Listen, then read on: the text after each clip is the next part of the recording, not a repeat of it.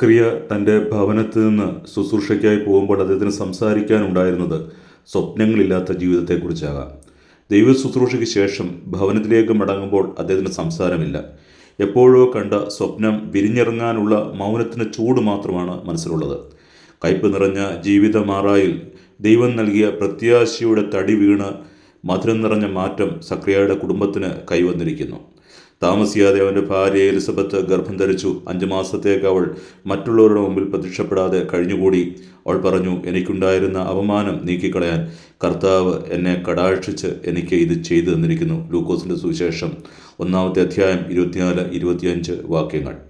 ഈ പുത്രനെപ്പറ്റി ദൂതൻ വ്യക്തമായിട്ട് ഒരു കാഴ്ചപ്പാട് നൽകുന്നുണ്ട്. അത് മലാക്കിയുടെ പുസ്തകം 4-ാമത്തെ അധ്യായം 4-5 വാക്യങ്ങളാണ്. കർത്താവിൻ്റെ മഹത്വം ഭീതിജനകവുമായ ദിവസം വരുന്നതിന് മുമ്പ് പ്രവാചകനായ ഏലിയായെ ഞാൻ നിങ്ങളുടെ അടുത്തേക്ക് അയക്കും. ഞാൻ വന്ന് ദേശത്തെ ശാപം കൊണ്ട് നശിപ്പിക്കാതിരിക്കേണ്ടതിന് അവൻ പിതാക്കന്മാരുടെ ഹൃദയം മക്കളിലേക്കും മക്കളുടെ ഹൃദയം പിതാക്കന്മാരിലേക്കും തിരിക്കും. എന്താണ് ഏലിയായുടെ സാങ്കത്യം? ജനത്തിന് നഷ്ടമായ ദൈവവിശ്വാസം പുനർജീവിപ്പിച്ച പ്രവാചകനാണ് കാർമൽ മലയിലെ ഏലിയ. രൂപാന്തരീകരണ സമയത്ത് നമ്മുടെ കർത്താവിൻ്റെ ഒപ്പം കാണപ്പെടുന്നവരാണ് നിയമത്തെ പ്രതിദാനം ചെയ്യുന്ന മോശയും പ്രവാചകന്മാരുടെ പ്രതിനിധിയായ ഏലിയായും. ദൈവത്തിൻ്റെ അഗ്നി ഹൃദയത്തിൽ ഏറ്റുവാങ്ങിയ തീഷ്ണമതിയായിരുന്നു ഏലിയ. എല്ലാവരും ബാലിനൊപ്പം നിൽക്കുമ്പോൾ കരുത്തോടെ അദ്ദേഹം കാർമൽ മലയിൽ പ്രഘോഷിക്കുന്നുണ്ട്. 1 രാജാക്കന്മാർ 18:22. കർത്താവിൻ്റെ പ്രവാചകന്മാരിൽ ഞാനേ അവശേഷിച്ചിട്ടുള്ളൂ, ഞാൻ മാത്രം. ബാലിനാകട്ടെ 450 പ്രവാചകന്മാരുണ്ട്. അസാധാരണമായ വിശ്വാസക്കരുത്ത് ഈ പ്രവാചകനെ നമ്മൾ കാണുന്നത് പുറപ്പാടിൻ്റെ സംഭവത്തിലേക്ക് കടന്നു വരുമ്പോൾ മോശയെ കാണാതായപ്പോൾ ആ ജനം കാളക്കുട്ടിയെ ഉണ്ടാക്കി. കാരണം അവർക്ക് ദിശാബോധം ഏലിയായെപ്പോലെ നൽകുവാൻ പുരോഹിതനായ അഹ്റോന് ശ്രമിക്കുന്നില്ല എന്നുള്ളതാണ്. ഭൂരിപക്ഷത്തിനു വേണ്ടി ദൈവത്തെ കണ്ട പുരോഹിതൻ കാളക്കുട്ടിയെ വാർത്തെടുത്ത് ജനത്തിന് നൽകി.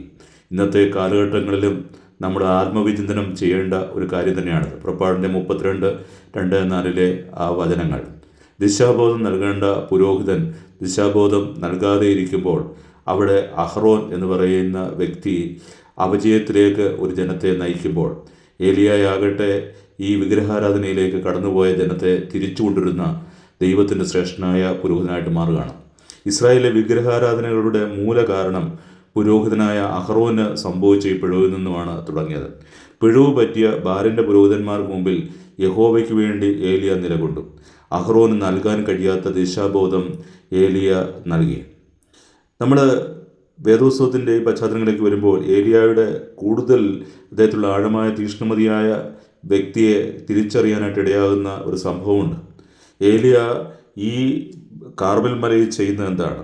തീ പിടിപ്പിക്കാനായിട്ടുള്ള പ്രകൃതി നിയമങ്ങൾ അത്രയും അദ്ദേഹം ധിക്കരിക്കുകയാണ്. ബലിപീഠം വെള്ളത്താൽ കുതിർത്തു. ഇതിൽ ബലിവസ്തു ഹോമിക്കപ്പെടണമെങ്കിൽ ദൈവത്തിന് മാത്രമേ എന്തെങ്കിലും ചെയ്യാൻ കഴിയുകയുള്ളൂ. കാരണം അഗ്നിയും വെള്ളവും എപ്പോഴും എതിരായിട്ട് നിൽക്കുന്നതാണ്. അവിടെ അഗ്നി ഇറങ്ങുന്നു. ദൈവം തൻ്റെ പ്രവാചകൻ്റെ അർത്ഥനയെ ജനത്തിന് മുമ്പിൽ അത്ഭുതമാക്കി മാറ്റുന്നു. പുത്രന്മാരുടെ ഹൃദയങ്ങൾ പിതാക്കന്മാരുടെ ദൈവാനുഭവത്തിലേക്ക് വരുന്നു. പിതാക്കന്മാരോട് ദൈവം അരുളി, നിങ്ങൾ എൻ്റെ വാക്ക് കേൾക്കുകയും എൻ്റെ ഉടമ്പടി പാലിക്കുകയും ചെയ്താൽ നിങ്ങൾ എല്ലാ ജനതകളിലും വെച്ച് എനിക്ക് ഏറ്റവും പ്രിയപ്പെട്ട എൻ്റെ സ്വന്തം ജനമായിരിക്കും. പുറപ്പാട് 10:4-6 വാക്യങ്ങൾ. ഏലിയായുടെ മുമ്പിൽ ദൈവം നൽകിയ അടയാളം തിരിച്ചറിഞ്ഞ ജനം കാർമൽ മലയിൽ വിശ്വാസത്തിലേക്ക് മടങ്ങി വരുന്നു, അനുതാപത്തിലേക്ക് കടന്നു വരുന്നു. 1 രാജാക്കന്മാർ 18:39 പറയുന്നത് കണ്ട ജനം സാഷ്ടാംഗം വീണ് വിളിച്ചു പറഞ്ഞു, കർത്താവ് തന്നെ ദൈവം, കർത്താവ് തന്നെ ദൈവം. യോഹന്നാൻ്റെ ജനനവും ജീവിതവും മരണവും എല്ലാം ദൈവത്തിൻ്റെ മഹത്വത്തിനായിട്ടായിരുന്നു. യോഹന്നാൻ്റെ ജനനം ദൈവത്തിൻ്റെ കാരുണ്യത്തെക്കുറിച്ച് ഓർത്ത് ജനം സന്തോഷിക്കുവാൻ കാരണമായി എന്ന് ലൂക്കോസിൻ്റെ സുവിശേഷം 1:58 പറയുന്നു. മാനസാന്തരത്തിൻ്റെ ജ്ഞാനസ്നാനം പ്രസംഗിച്ചുകൊണ്ട് കടന്നു വന്നവനാണ് യോഹന്നാൻ. അദ്ദേഹത്തിൻ്റെ ജീവിതയാത്രയിൽ അദ്ദേഹം മരുഭൂമിയിൽ വിളിച്ചു പറയുന്ന ശബ്ദമായിരുന്നു. മരുഭൂമിയിലെ ശബ്ദം കേൾക്കുന്നതിനേക്കാൾ കൂടുതൽ കേൾക്കപ്പെടാത്ത ശബ്ദമാണ്. നമ്മൾ യൂദയായിലെ മലനാട്ടിലെങ്ങും ഈ ശിശുവിൻ്റെ ജനനം, യോഹന്നാൻ സ്നാപകൻ എന്ന ആ ശിശുവിൻ്റെ ജനനം ഒരു സംഭാഷണ വിഷയമായി.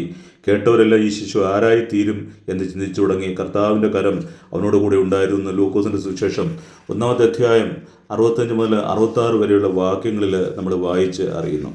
യോഹന്നാൻ തുടങ്ങി വെച്ച മാനസാന്തര സന്ദേശം ലോകത്തിന് മുമ്പിൽ തുടങ്ങിവെച്ചത് അത് ലോകാവസാനത്തോടെ തുടരേണ്ടതാണ്. മനസ്സാന്തരപ്പെട്ട് ക്രിസ്തുവിൽ പുതിയ സൃഷ്ടിയാകുന്നതാണ് സുവിശേഷം എന്നത്. യോഹന്നാൻ്റെ സ്വരം മരുഭൂമിയിൽ മുഴുകിയ വനരോധനമായിട്ടല്ല, മറിച്ച് ദൈവം അതിനെ ക്രോഡീകരിച്ചത് എങ്ങനെയാണ്? ആ ഗ്രാമത്തിലുള്ള ആ പാവപ്പെട്ട മനുഷ്യൻ്റെ അരികിലേക്ക്, ആത്മീയനായ മനുഷ്യൻ്റെ അരികിലേക്ക് ആ ടൗണിലുള്ള ആളുകൾ മുഴുവൻ കടന്നു വരികയാണ്. അതാണ് ആത്മീയതയുടെ ശക്തിയും.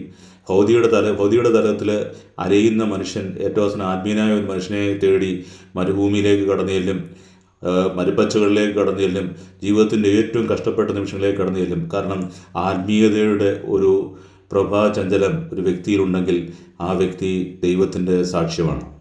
യോഹന്നാൻ ബന്ധനസ്ഥനായപ്പോൾ നമ്മുടെ കർത്താവ് അരുളി, മാനസാന്തരപ്പെടുവിൻ, സ്വർഗ്ഗരാജ്യം സമീപിച്ചിരിക്കുന്നു. മത്തായി 4:17 നമ്മൾ വായിച്ചറിയുന്നു.